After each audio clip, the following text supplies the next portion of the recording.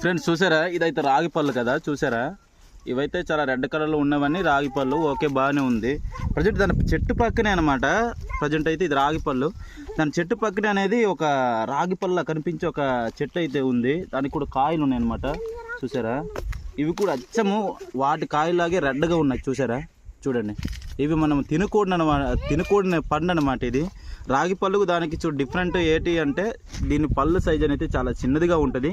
వీటి పళ్ళు అనేది చాలా కొద్దిగా దీనికన్నా కొద్దిగా బెటర్గా పెద్ద సైజులో ఉంటుంది. ఆకులు కూడా తేడాగా ఉంటాయి అనమాట. చూడండి, ఆకులు అనేది ఈ విధంగా ఉంటాయి. ఇవి పొడవుగా ఉంటాయి. ఇవి అనేది చాలా పుట్టిగా ఉంటాయి. చూడండి, చిన్న చిన్న ఆకులు ఉంటాయి అనమాట. చాలా గమనించుకోవాలి. అడవిల్లో వెళ్ళేటప్పుడు అనేక రకాల పళ్ళు కనిపిస్తాయి, తినేవి తినకూడనివి అనమాట. చూడండి ఎలాగున్నాయి. ఇవైతే అచ్చము రెడ్ కలర్లో ఉన్నాయి.